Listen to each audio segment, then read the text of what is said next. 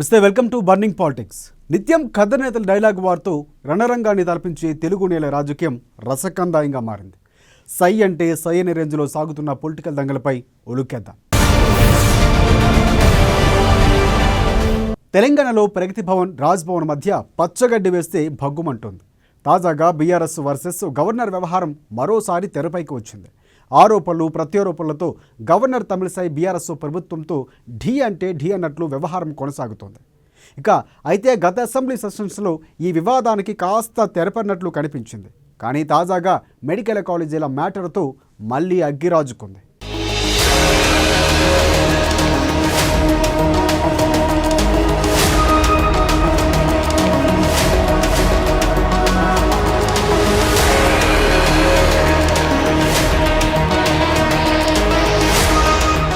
తెలంగాణలో governor versus government, medical కాలేజీల మ్యాటర్తో మారిన సీన్. గవర్నర్ మాటలకు గులాబీ లీడర్ల ఘాటు సమాధానాలు. మెడికల్ కాలేజీలపై సర్కార్ నిద్రలేవాలి. ఎప్పుడో అప్లై చేశామని గవర్నర్కి గులాబీ లీడర్ల ఆన్సర్. సుప్రీం వరకు వెళ్లిన గవర్నర్ మ్యాటర్. పెండింగ్ బిల్లులపై కోర్టు మెట్లెక్కిన సర్కార్.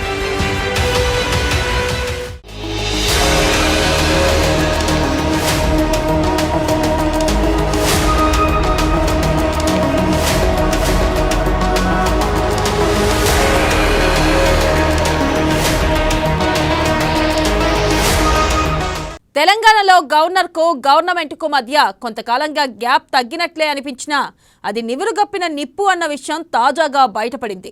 తెలంగాణలో governor versus BRS Twitter war నడుస్తుంది.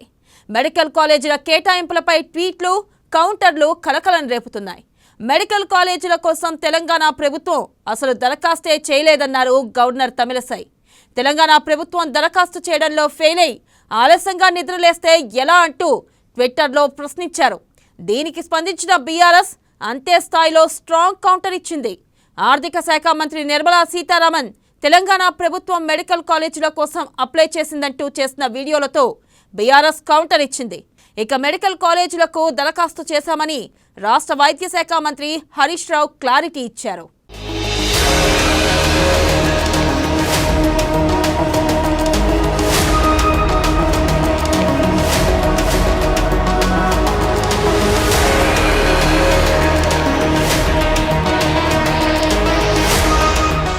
ఇక గత 6 నెలలుగా 10 బిల్లులకు గవర్నర్ ఆమోదం తెలపడం లేదు, తిప్పి పంపడం లేదు. ఆ బిల్లులను తన వద్ద పెండింగ్లో పెట్టుకున్నారు. ఇక ఈ క్రమంలో తెలంగాణ బడ్జెట్కు కూడా ఆమోదం తెలుపుతారో లేదో అన్న అనుమానం సీఎం కేసీఆర్కి వచ్చింది. దీంతో జనవరి 27న గవర్నమెంట్ సుప్రీంకోర్టు తలుపు తట్టింది. గవర్నర్ తమిళిసై రాజ్యాంగబద్ధంగా వ్యవహరించడం లేదని పిటిషన్ దాఖలు చేసింది. విచారణ జరిపిన సుప్రీంకోర్టు ప్రభుత్వం రాజ్యాంగ ప్రకారం వ్యవహరిస్తుందా అని ప్రశ్నించింది. దీంతో వ్యవహారం బెడిసికొట్టేలా ఉందని భావించిన ప్రభుత్వం గవర్నర్ ప్రసంగంతోనే బడ్జెట్ సమావేశాలు నిర్వహిస్తామని ప్రకటించి పిటిషన్ ఉపసంహరించుకుంది.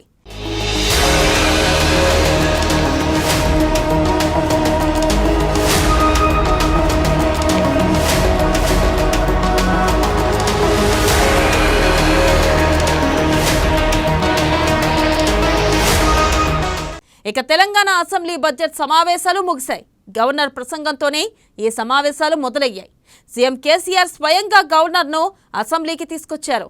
గవర్నర్ కూడా ప్రభుత్వం ఇచ్చిన ప్రసంగాన్నే యథావిధిగా చదివారు. దీంతో ఇక రాజ్ భవన్, ప్రగతి భవన్ మధ్య వివాదం సమసిపోయినట్లే అని అంతా భావించారు.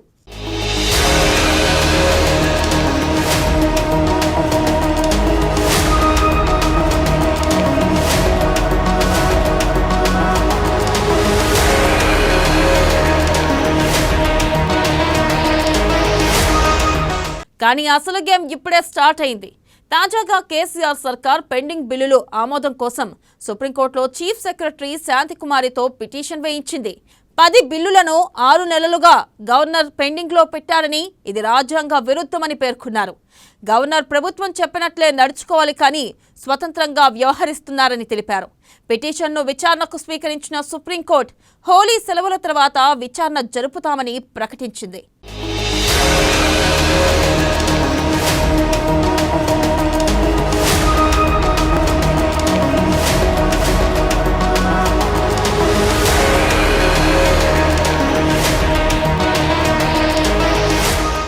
ఇక తెలంగాణలో గడిచిన 9 ఏళ్లలో సీఎం కేసీఆర్ 11,000 ఫైళ్లను పెండింగ్లో పెట్టారు.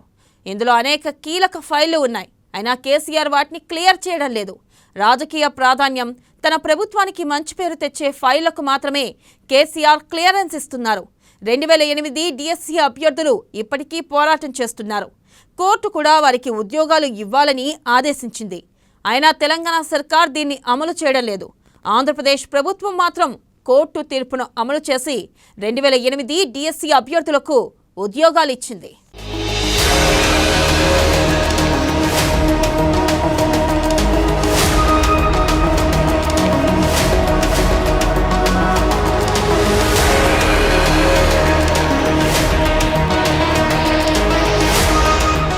ఇక విద్యుత్ ఉద్యోగుల రెగ్యులైజేషన్, ఆర్టీసీ ఉద్యోగుల డిఏ, పీఆర్సీ, పోడు పట్టాల ఫైల్ ఇలా 11,000 ఫైళ్లు పెండింగ్లో ఉన్నాయి.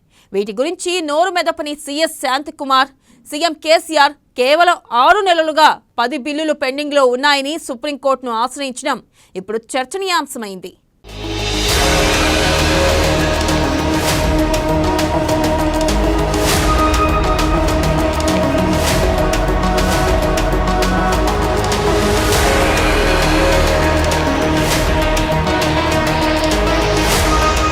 గవర్నర్ తప్పు చేస్తున్నారని, రాజ్యాంగబద్ధంగా వ్యవహరించడం లేదని, స్వతంత్రంగా వ్యవహరిస్తున్నారని, ప్రభుత్వ సూచన మేరకు పనిచేయడం లేదని ఆరోపిస్తున్న సర్కార్ మరి తాను 11,000 ఫైళ్లు పెండింగ్లో పెట్టినందుకు సమాధానం చెప్పాల్సిన బాధ్యత కూడా ఉంది.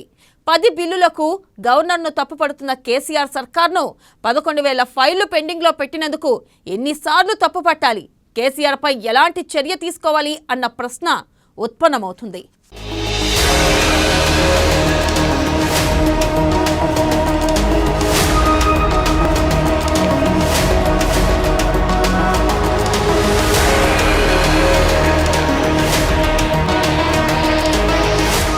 ఇక ఫైళ్ల పెండింగ్ అటుంచితే వివిధ అంశాలపై ప్రభుత్వం జారీ చేసే జీవోలను కూడా ప్రజలకు తెలియకుండా రహస్యంగా ఉంచుతుంది.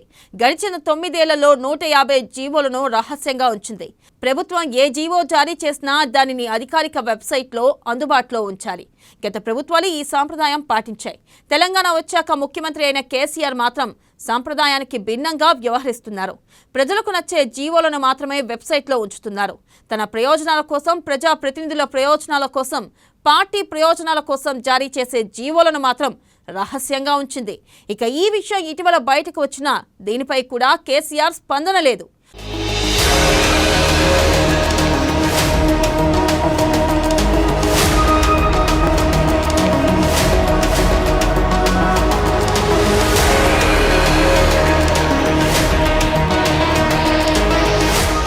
గవర్నర్ తప్పు చేస్తున్నారని, రాజ్యాంగబద్ధంగా వ్యవహరించడం లేదని, స్వతంత్రంగా వ్యవహరిస్తున్నారని, ప్రభుత్వ సూచన మేరకు పనిచేయడం లేదని ఆరోపిస్తున్న సర్కార్ మరి తాను 11,000 ఫైళ్లు పెండింగ్లో పెట్టినందుకు సమాధానం చెప్పాల్సిన బాధ్యత కూడా ఉంది. 10 బిల్లులకు గవర్నర్ను తప్పుపడుతున్న కేసీఆర్ సర్కార్ను 11,000 ఫైళ్లు పెండింగ్లో పెట్టినందుకు ఎన్నిసార్లు తప్పుపట్టాలి? కేసీఆర్పై ఎలాంటి చర్య తీసుకోవాలనే ప్రశ్న ఉత్పన్నమవుతుంది.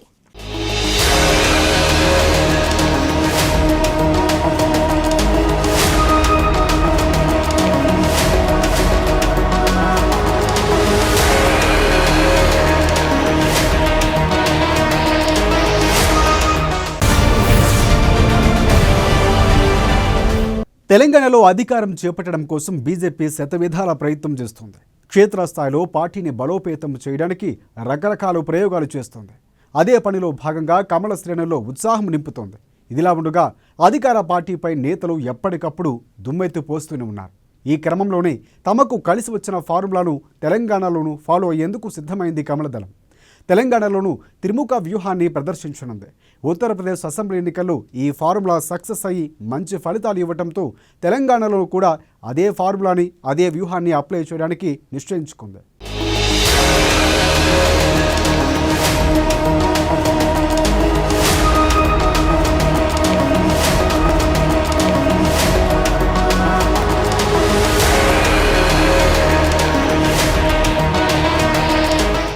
తెలంగాణలో యూపీ వ్యూహం, బూత్ స్థాయి నుంచి బీజేపీ యాక్షన్ ప్లాన్. త్రిముఖ వ్యూహంతో యూపీలో యోగి సక్సెస్. టీఆర్ఎస్ ని ఢీ కొట్టేందుకు 11,000 కార్నర్ మీటింగ్స్. వరుస సభలతో హోరెత్తించనున్న అధినేతలు.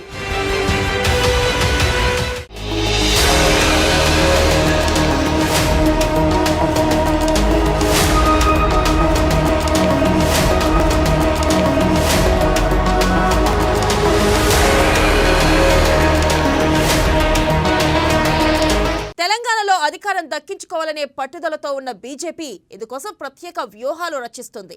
ఉత్తరప్రదేశ్ అసెంబ్లీ ఎన్నికల్లో రూపొందించిన త్రిముఖ వ్యూహం విజయవంతం కావడంతో ఇక్కడ కూడా అమలు చేయాలని నిర్ణయించింది. ఇందులో భాగంగా పోలింగ్ బూత్ స్థాయి నుంచి రాష్ట్ర స్థాయి వరకు వివిధ దశల్లో సమావేశాలు, భారీ బహిరంగ సభలు నిర్వహించనుంది. ముందుగా స్ట్రీట్ కార్నర్ సమావేశాలు ప్రారంభించింది.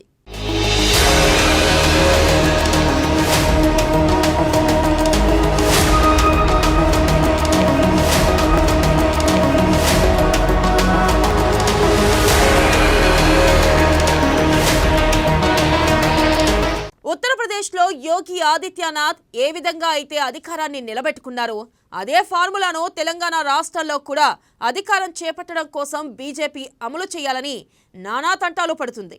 ఇందులో భాగంగానే ప్రస్తుతం స్ట్రీట్ కార్నర్ మీటింగ్లను నిర్వహిస్తుంది. ఆ తర్వాత నియోజకవర్గం, జిల్లా స్థాయి సమావేశాలను నిర్వహించి ఆపై భారీ బహిరంగ సభలను నిర్వహించాలని బీజేపీ భావిస్తుంది.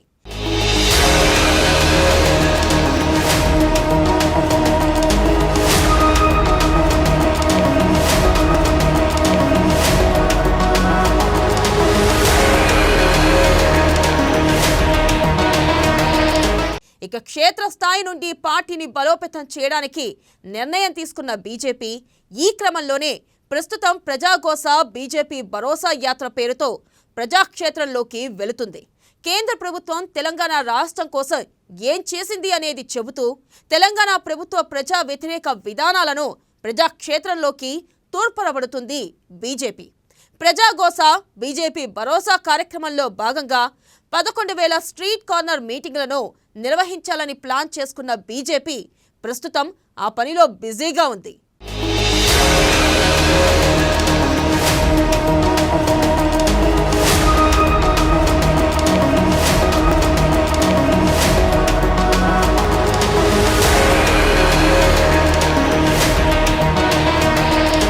ముఖ్యంగా ఈ మీటింగ్లలో కేంద్ర ప్రభుత్వ పథకాల గురించి, ప్రధాని నరేంద్ర మోదీ దేశ పాలనలో సాధించిన విజయాలను గురించి, కేసీఆర్ వైఫల్యాలను గురించి ప్రజలకు తెలియజెప్పే ప్రయత్నం చేస్తున్నారు బీజేపీ నాయకులు.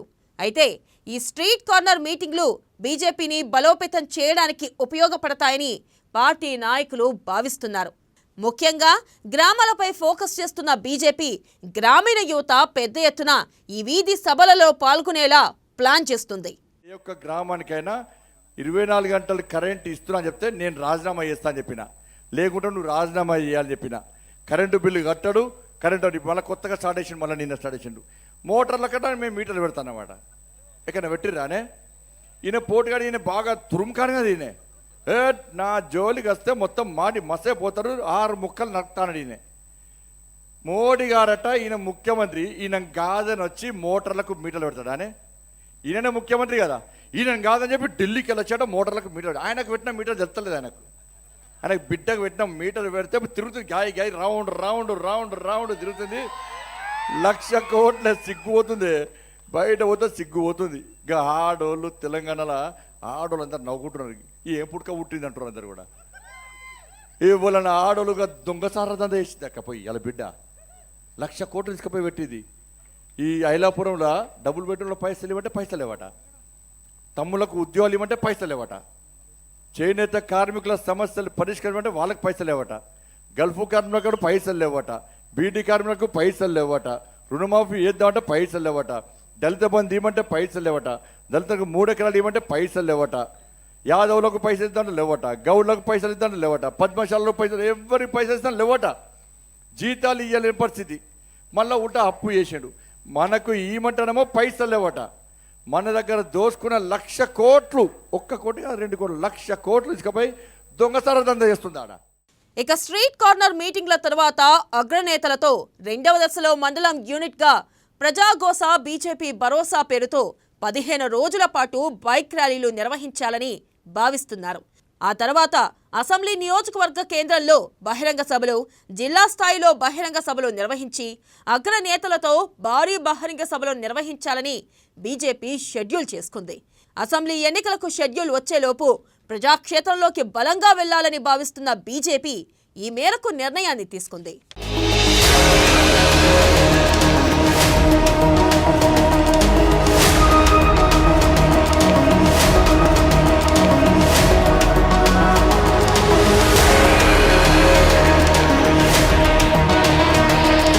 ఇక అసెంబ్లీ ఎన్నికల షెడ్యూల్ విడుదలయ్యేలోపు ప్రధాని నరేంద్ర మోదీని కూడా తెలంగాణ రాష్ట్రంలోని భారీ బహిరంగ సభలలో పాల్గొనేలా బీజేపీ ప్లాన్ చేస్తుంది. 4-5 సభల్లో మోదీని భాగస్వామ్యం చేస్తే మోదీ చరిష్మా తెలంగాణలో వర్కౌట్ అవుతుందని భావిస్తున్నారని తెలుస్తుంది. ఇక ఉత్తరప్రదేశ్ రాష్ట్రంలో ఏ విధంగా అయితే ఎన్నికల ఫార్మెట్ ను బీజేపీ అమలు చేసిందో అదేవిధంగా తెలంగాణ రాష్ట్రంలోనూ ఒక పక్కా ప్రణాళికతో యూపీ ఫార్ములాతో బీజేపీ ముందుకు వెళ్తుంది.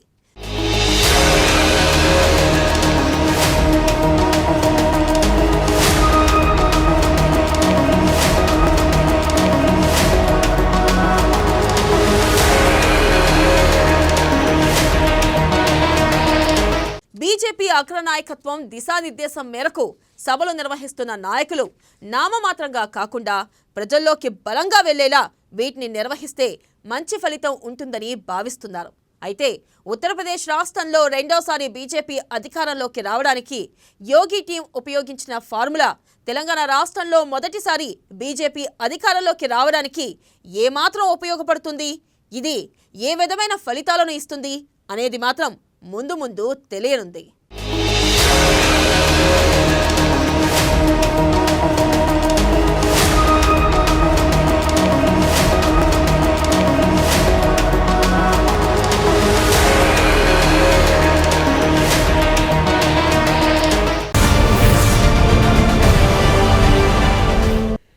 ఏపీ పాలిటిక్స్ ఎప్పుడు హాటే గురు.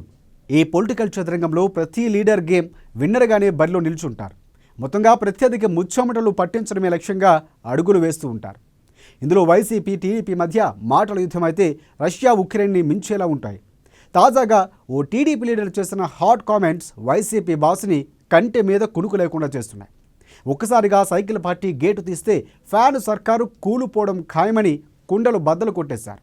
ఇందుకీ వైసీపీ కరెంటు షాకింగ్ లాంటి కౌంటర్ ఇచ్చిన తమ్ముడు ఎవరు? ఇక అసలు ఆయన పేల్చిన బాంబు ఏంటో ఇప్పుడు చూద్దాం.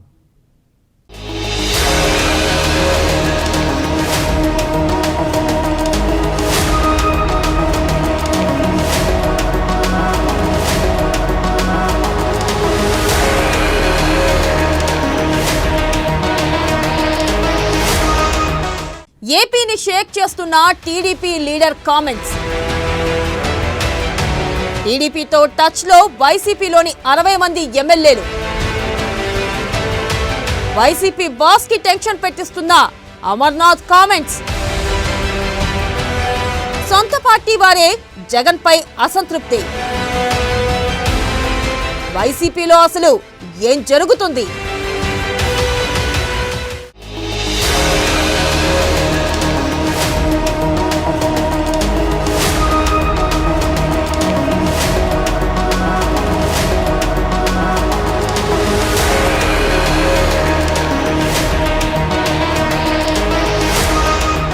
రాజకీయాల్లో ఏమైనా జరగచ్చు. శాశ్వత శత్రువులు, శాశ్వత మిత్రులు ఎవరూ ఉండరు అనేది తరాల నుంచి వస్తున్న సామెత. అంతేకాదు, ఎప్పుడు ఎవరు ఏ పార్టీలోకి జంప్ చేస్తారో చెప్పలేని పరిస్థితి నేటి ప్రజాస్వామ్యంలో మొదలైంది. అవసరం, అవకాశం అనే 2 పట్టాలపైనే నాయకులు ప్రయాణాలు చేస్తున్నారు. అలా అవసరాలను బట్టి కండువాలను అలా వేసుకుని ఇలా తీసేస్తున్నారు.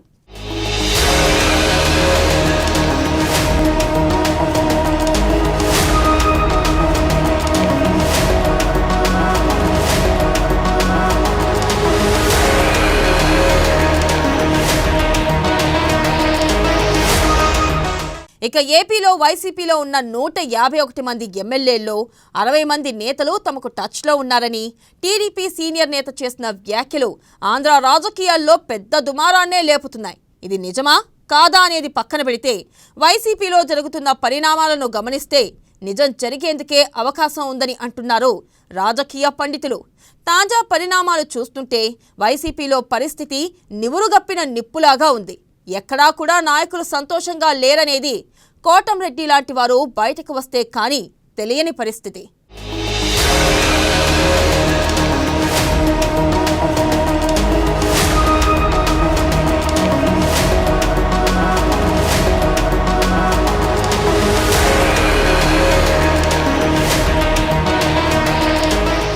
వాస్తవానికి గత ఎన్నికల్లో వైసీపీ అధికారంలోకి వచ్చేందుకు రెడ్డి సామాజిక వర్గంతో పాటు కాపులు, కొన్ని జిల్లాల్లో క్షత్రియులు కూడా సాయం చేశారు.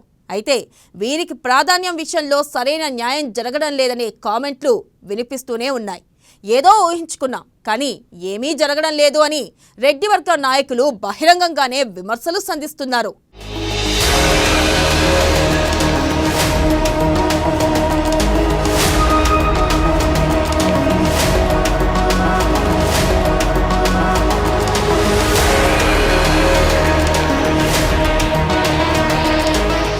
ఇక పార్టీలో ఉన్న ఎమ్మెల్యేలు కూడా విధులు నిధులు లేకుండా చేస్తున్నారని, ప్రజల్లో తాము తలెత్తుకోలేకపోతున్నామని వాపోతున్నారు. అధికార వికేంద్రీకరణ జపం చేసే సీఎం జగన్ పార్టీ పరంగా, నాయకుల పరంగా కూడా అధికార కేంద్రీకరణే ప్రాధాన్యం ఇస్తున్నారనేది మెజార్టీ ఎమ్మెల్యేల మాటగా వినిపిస్తుంది. దీంతో ఇలాంటి వారంతా కూడా పార్టీ నుంచి జంప్ చేసేందుకు ప్రయత్నించే అవకాశాలను కొట్టిపారేయలేమని అంటున్నారు పరిశీలకులు.